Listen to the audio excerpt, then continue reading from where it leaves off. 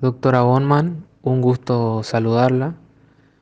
Esta presentación multimedia o audiovisual tiene como objetivo el cumplimiento del trabajo práctico número 3 de Derecho de las Obligaciones, tratando aquí de desarrollar temas relevantes del programa de la cátedra, a saber cómo incumplimiento de las obligaciones, medios de conminación y ejecución de las mismas, su extinción, entre otros. El grupo estará compuesto por Brenda Ramírez, Alma Arriola, Damaris Brescia y Guillermo Montiel. El incumplimiento de las obligaciones, según Silvestre, se basa en la falta de ejecución por una parte de alguna de sus obligaciones contractuales, incluyendo el cumplimiento defectuoso o tardío. En relación a la clasificación en relación al incumplimiento y sus efectos, la misma autora nos brinda la siguiente clasificación. Efectos con relación al acreedor. El artículo 730 dispone dar derecho al acreedor a emplear los medios legales para que el deudor le procure aquello a que se ha obligado. Si el deudor no cumple voluntariamente con la prestación debida, el acreedor dispone de los medios que el ordenamiento jurídico le concede para obtener la ejecución forzada. Obtener del deudor las indemnizaciones correspondientes, entre otros efectos. Efectos en relación al deudor. El cumplimiento de la obligación da al deudor el derecho a obtener la liberación y el de rechazar las acciones del acreedor. Efectos en relación a los sucesores. Estos son los continuadores en los derechos de las partes originarias, colocándose en la situación jurídica de su antecesor, salvo que el convenio de parte estipule que no serán transmitidas a estos. Efectos con respecto a terceros. Las obligaciones no pueden afectar a terceros que son extraños a la relación jurídica. Siguiendo con el incumplimiento de las obligaciones, la mora es una de sus consecuencias. En primer lugar, la definiremos. Según Herrera, es el retardo calificado jurídicamente, el incumplimiento jurídicamente relevante y una conducta antijurídica porque es la violación del específico a deber impuesto en el contrato en orden al tiempo de su ejecución o del deber de no dañar al otro. La mora se encuentra clasificada en mora del acreedor y mora del deudor, ambas tratadas en el artículo 886 del Código Civil y Comercial. Según Herrera, la mora del acreedor es el retraso en el cumplimiento de la obligación motivada por la injustificada falta de colaboración adecuada, oportuna y necesaria del acreedor. El artículo 907 del Código Civil y Comercial se encarga de sus efectos y Silvestre lo analiza diciendo que el acreedor deberá responder por los daños y perjuicios que su falta de cooperación le haya causado al deudor.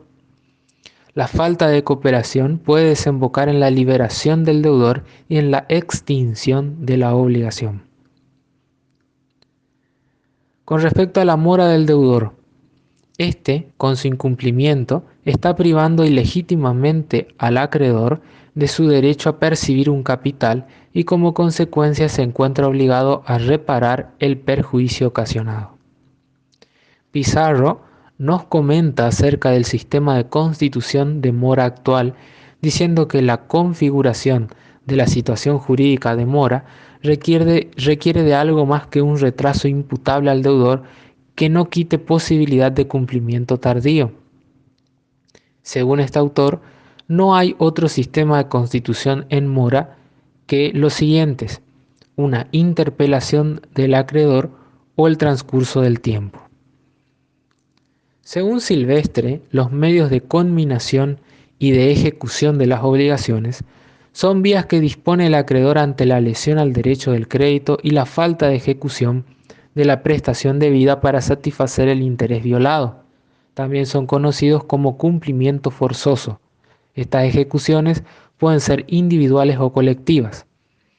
Las primeras son aquellas llevadas a cabo por el acreedor actuando de forma individual contra su deudor con el objetivo de ejecutar uno o varios bienes de su patrimonio para el cobro de su crédito.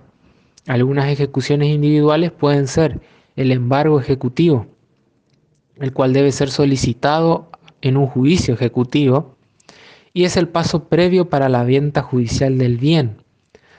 Otra ejecución individual es la subasta y liquidación. Se produce en un remate judicial, es decir, en la venta pública del bien embargado realizado por un martillero. En caso de que el bien sea vendido, el acreedor podrá cobrar su crédito del dinero obtenido. La ejecución colectiva. En este caso, algunas de sus características son: el juicio compromete la totalidad del patrimonio del deudor.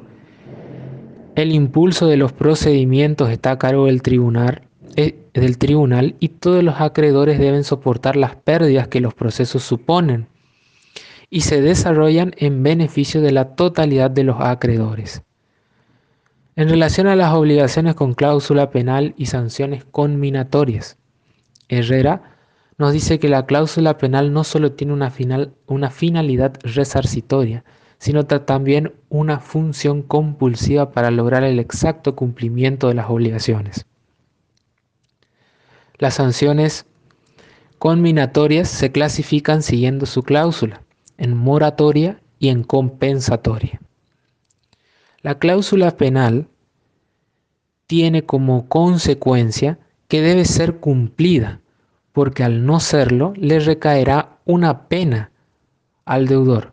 Esto está establecido en el artículo 792. También la cláusula penal compensatoria reemplaza la indemnización debido a que ésta representa el resarcimiento producto del incumplimiento de las obligaciones. Dentro de las partes del trabajo, a mí en la división con los compañeros me toca la segunda parte, que es hablar desde la pregunta 6 a la 10, en donde nos entran en temas sobre las garantías de pago que va a tener nuestro acreedor y también nos hablan de cuestiones de embargo por causa de que nuestro deudor no cumpla con su pago y por último se habla de lo que es la prenda. Dentro de la primera pregunta vamos a hablar sobre qué bienes van a garantizar de que nuestro deudor va a cumplir con el pago de ese crédito y también sobre una regla general. La autora Herrera nos dice que todos los bienes del deudor van a quedar afectados al cumplimiento de su deuda, es decir, al cumplimiento de su obligación. Pero nos resalta el artículo 16 de nuestro Código Civil y Comercial que dice que todos estos bienes, digamos, este patrimonio, van a conformar el patrimonio de nuestro deudor. Es decir, que este va a ser lo que va a constituir la garantía de pago a nuestro acreedor. Es decir, nuestro deudor va a responder con su patrimonio como garantía a nuestro acreedor. Entonces se resalta lo que es el artículo 743 del Código Civil y Comercial, que dice que los bienes presentes y futuros de nuestro deudor van a constituir la garantía común de sus acreedores.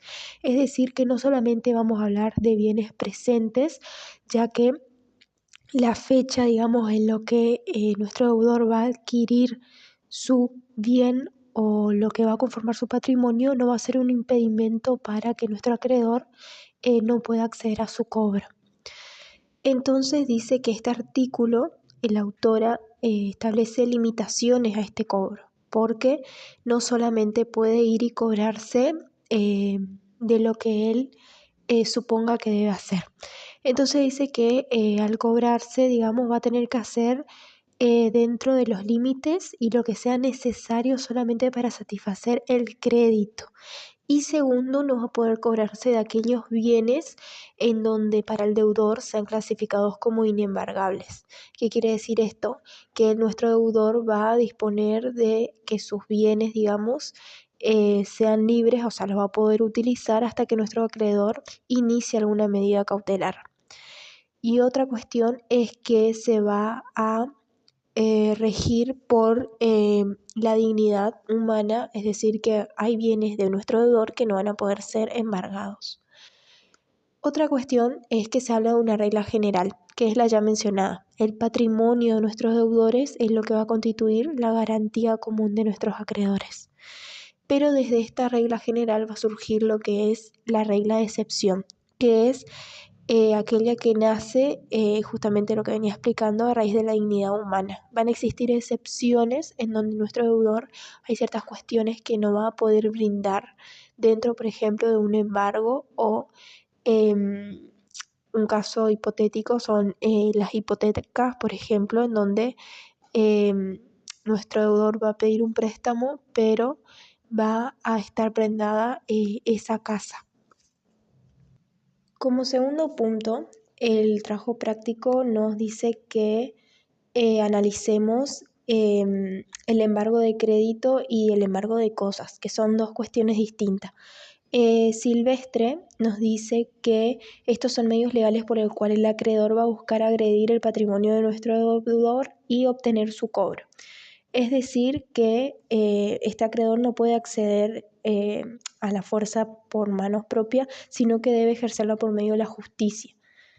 Y vamos a ver que el embargo de cosas, el autor lo define como aquella cuestión que constituye dar una cosa mueble o inmueble. Y el embargo de crediticio sería constituir, o sea, dar una suma de dinero pendiente, digamos, a que nuestro deudor tenga que cobrar.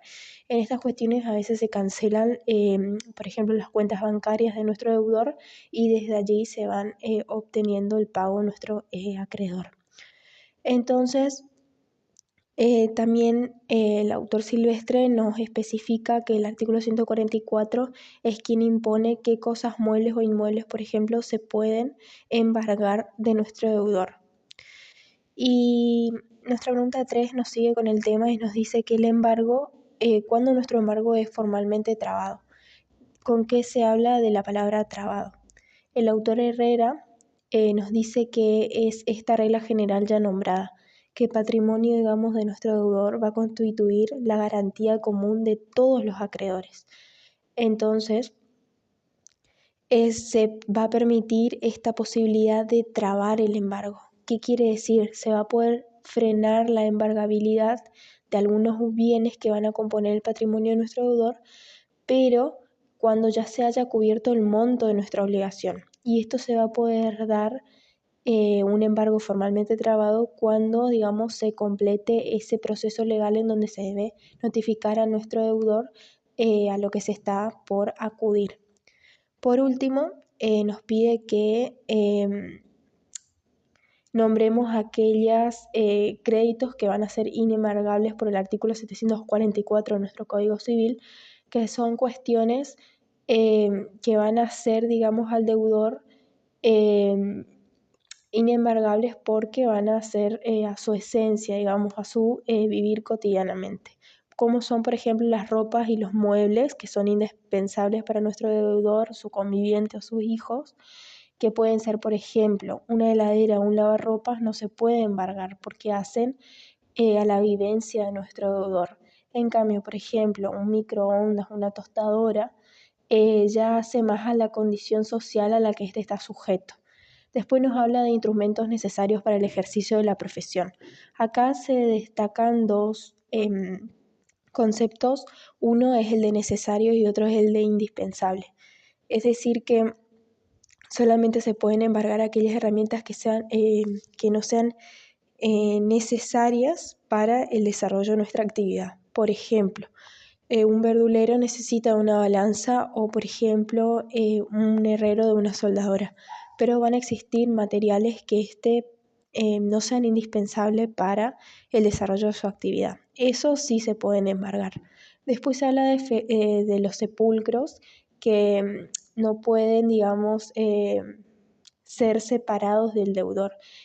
Más sujeto a incisos de humanidad, religión y moral, que se dice que se comprende, digamos, a nuestro deudor, que no pueden ser separados de sus seres queridos.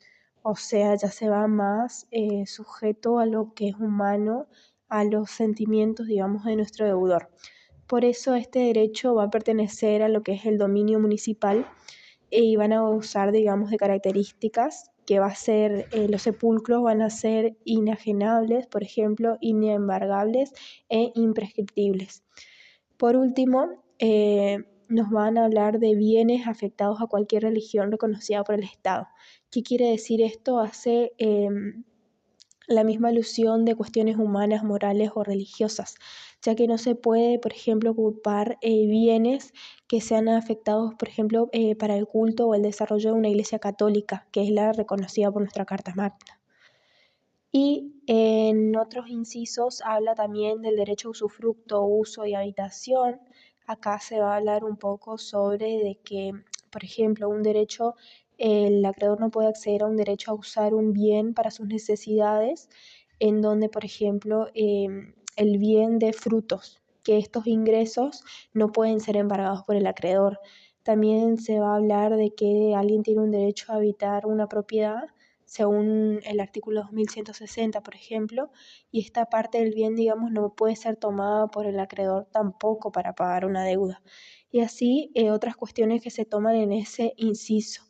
Por último, se habla de indemnizaciones, digamos, que corresponden al deudor por algún daño moral. Estas indemnizaciones van a corresponder a nuestro deudor y todos aquellos daños materiales que sean derivados de esta lesión. Habla de una integridad psicofísica que se encuentran, digamos, protegidas por la ley. Después habla de indemnizaciones por alimentos en caso de homicidio, en caso de, por ejemplo, que nuestro deudor sufra un homicidio, se busca proteger los alimentos que van a ser percibidos, por ejemplo, a su familia, a sus hijos, a su conviviente o su cónyuge. Y también se habla de aquellos bienes inembargables sobre aquellas leyes especiales que regulen estos temas. Por último, en la pregunta número 5 nos va a hablar sobre qué es la prenda, que es una forma, digamos, de garantizar el cumplimiento de una obligación, un medio a favor de nuestro acreedor, donde el acreedor, digamos, va a recibir un derecho sobre un crédito que el deudor tiene con un tercero. Para que esta prenda sea válida, nuestro deudor prendado debe ser notificado y el título, digamos, de crédito entregado al acreedor. Entonces se van a hablar, digamos, de que se encuentran 3 personas vinculadas dentro de una prenda. La primera va a ser nuestro acreedor, el deudor prendado y por último el deudor de este crédito prendado.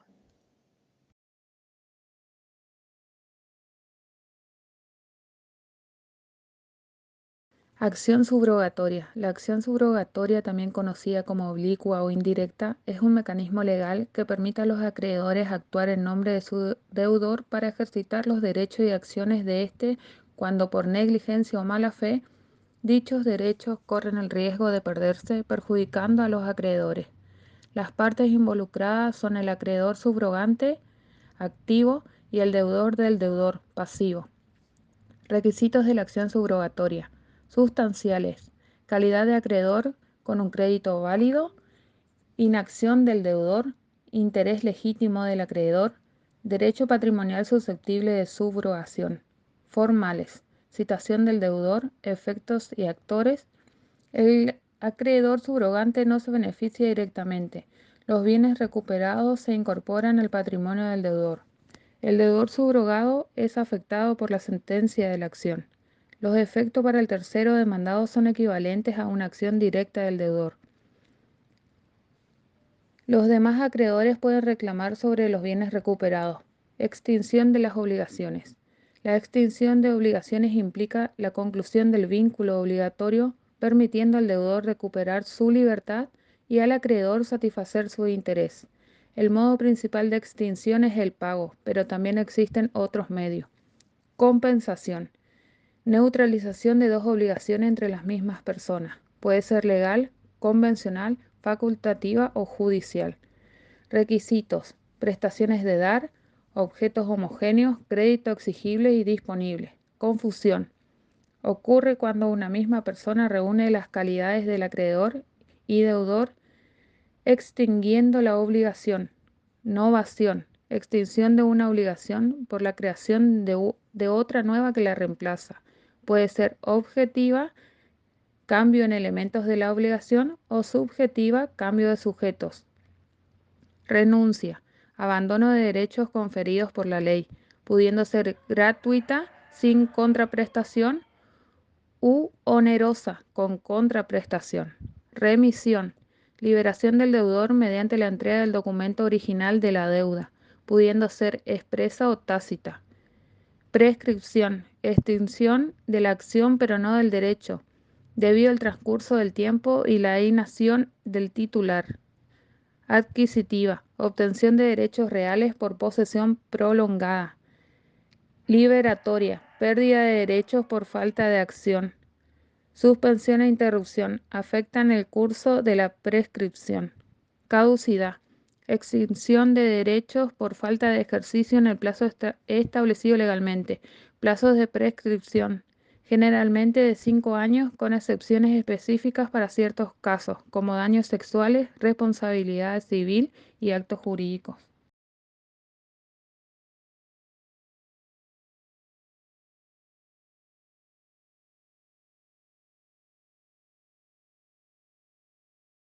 Respecto a los casos jurisprudenciales presentes en el trabajo práctico para la mejor resolución y comprensión de las respuestas dadas, tenemos en caso número 1 a Marisa Montesino y a Juan Murilla. En el presente caso encontramos varias posibles soluciones. En primer lugar, Marisa, haciendo uso de su posición de acreedora, puede exigirle a Murilla, ante el incumplimiento de lo pactado, una indemnización por daños y perjuicios, como lo dispone el artículo 730 del Código Civil y Comercial. Marisa puede iniciar las acciones de inmediato porque la obligación ya ha sido incumplida. Si esto ocurre, ella no tiene necesidad de esperar los 6 meses propuestos por Murilla. Otra solución, en caso de que ambas partes estén de acuerdo, es que se produzca una novación, es decir, eliminar la obligación que realizaron previamente y crear una nueva teniendo como base la anterior. De esta manera, en palabras simples, Marisa le daría una nueva chance a Murilla de cumplir con lo pactado y la acreedora verá satisfecho su interés. Así, el pintor no tendrá que devolverle el dinero a Marisa, debiendo ella esperar el plazo planteado por el artista. Por último, creemos correcto aclarar que consideramos a la obligación contraída por Murilla como una obligación de dar cierta cosa debido a que tiene como objeto una cosa precisa, concreta y no fungible. Y el deudor y el acreedor saben desde el nacimiento de la obligación qué es lo que se debe entregar. También posee características propias de una obligación de hacer, porque la prestación consiste en la realización de un hecho o servicio. En este caso, ese hecho o servicio es no fungible, al poder ser cumplido solo por Murilla. Como consecuencia de este incumplimiento, el artículo 776 del Código Civil y Comercial dispone exigir el cumplimiento específico, siendo el deudor obligado a ejecutar la prestación. En el caso número 2 encontramos a Juan Martínez, que es un comerciante propietario de la empresa Atcor, que tiene firmado un convenio con la empresa Elolay. Ante cada caso dado, analizamos las posibles respuestas. Ante la situación de robo de la mercadería fuera de los galpones de Atcor y la imposibilidad de llegar a la distribuidora por corte de rutas, podemos evidenciar el perjuicio de la empresa de Juan. Pero así también vemos que Elolay ha hecho todo lo posible para cumplir con su obligación. No pudiendo hacerlo por hechos fortuitos, Silvestre nos define a esto como hecho que no ha podido ser previsto o que, habiendo sido previsto, no ha podido ser evitado. Silvestre, 2016. Si bien la regla general determina que el deudor es responsable del incumplimiento de la obligación a su cargo, su responsabilidad se torna inexistente cuando la prestación resulta imposible de ejecutar por caso fortuito o fuerza mayor, extinguiéndose la obligación sin responsabilidad. Artículo 955. Ahora bien, en caso de que el empleado de Juan se olvide de abrirle la puerta al chofer, o en caso de que este último se duerma y no pueda cumplir el tiempo y forma con el servicio, estamos frente a un incumplimiento de una obligación, pudiendo cualquiera de las partes, según corresponde, reclamar indemnización por daños y perjuicios, según lo expuesto en el artículo 730 del Código Civil y Comercial. En ambos casos puede contribuirse mora, ya sea por parte de Juan como la de Elolay, al producirse retrasos en el cumplimiento de las obligaciones, habiendo lugar al reclamo por los daños y perjuicios ocasionados. En el caso número 3, la compra de un boleto de la empresa Rapidito, consideramos hechos fortuitos, ya ya explicados en el caso anteriormente, a la compra del pasaje equivocado y a los cortes de ruta. Por ende, allí la empresa de transporte queda exenta de responsabilidades, mientras que ante el vuelco del colectivo, la empresa no cumple con la obligación de hacer. El artículo 777 dispone que el deudor ante el incumplimiento será obligado a ejecutar la prestación, a pesar de que el accidente también es un hecho fortuito. La empresa debe responsabilizarse por esto e intentar cumplir con su obligación. Como esto no ocurrió, el pasajero puede iniciar una demanda por daños y perjuicios, pudiendo destacar que el pasajero pudo haber obtenido la satisfacción de su interés mediante el cumplimiento por un tercero, siendo soportado económicamente por el deudor. Por ejemplo, luego del accidente, otro colectivo de la misma empresa o de otra, costeado por la empresa de transporte, pudo buscar a los pasajeros para que estos lleguen a su destino sin más dificultades.